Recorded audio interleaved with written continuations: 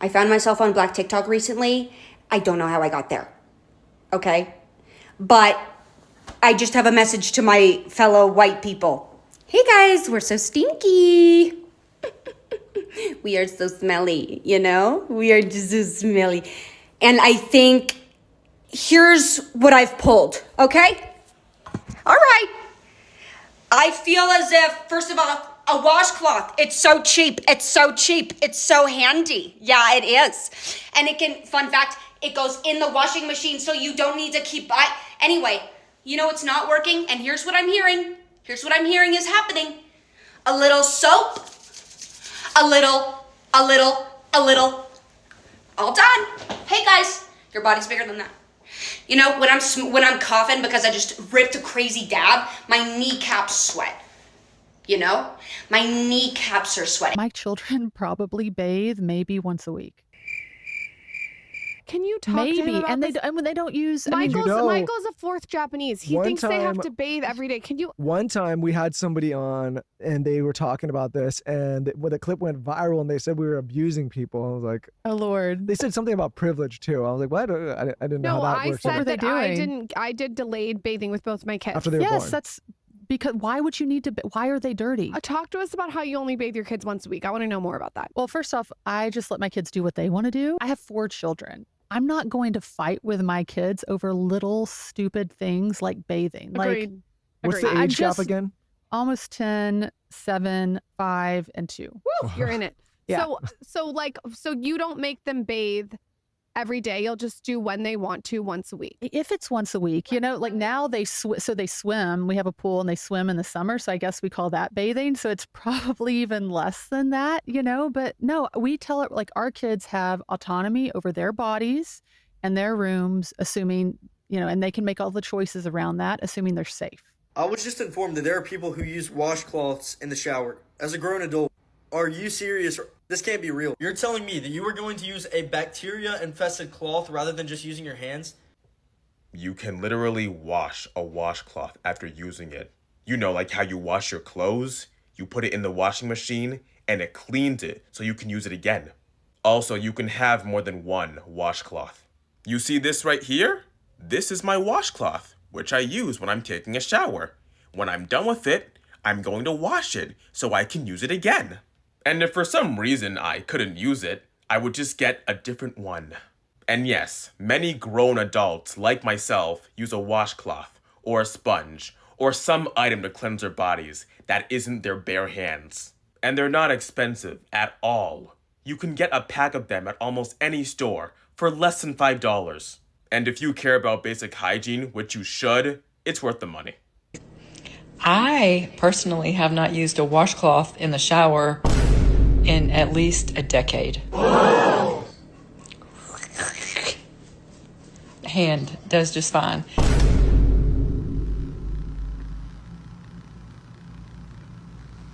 Washcloths are for poor people. Yeah. So yeah, I've only had one friend use washcloths, and when she would stay with me, she'd say, "Can I have a washcloth?" And I said, "I don't have washcloths. Yeah. There's no washcloth. Use your hand, dummy." I really do remember the first time I crashed at a poor friend's house, and then he handed over like a towel for after the shower, and then a bar soap, and then a little one. I go, "What's the little towel?" And he goes, "A washcloth." And I go, I threw it back at him. I'm like, "I'm good." And he was like, This discourse talking about how white people don't know how to wash themselves is really fascinating to me, and so I want to share my experience about how I actually learned how to wash and what it looked like in my white supremacist Mormon household growing up. Now, I always had washcloths available to me. They were always under the sink. It wasn't really enforced or taught. It was always in the bathtub. And it seemed like there was just kind of like one in there, and then we'd change it every week. I was never touching it. I don't know if my siblings were touching it. I know when we were younger, we'd play with it in the tub, but when it comes to washing,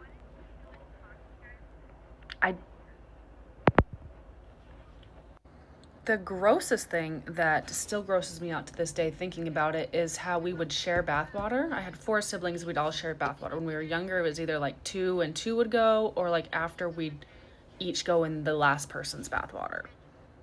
The grossest thing was my older sister, we're 22 months apart. She sometimes would shower with my younger sister. And when she was like 9 or 10 years old, our youngest sister came to us and told us that, hey, there's yellow stuff in the bathwater.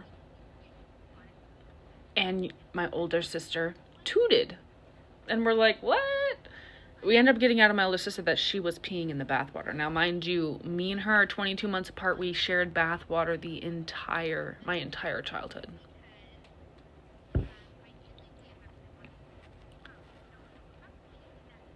I always thought we were clean until 2005 when I moved to Atlanta. White people don't talk about cleanliness. White people don't talk about cleaning themselves. White people don't talk about lotion. White people don't talk about their hair nearly to the scale that the black community does. I went there and I was dumbfounded by how much they held each other accountable to their appearances. Nails, hair, everything pristine all the time. And my mom, I felt like, was very much like that growing up. But it felt like this was like up like 10 notches.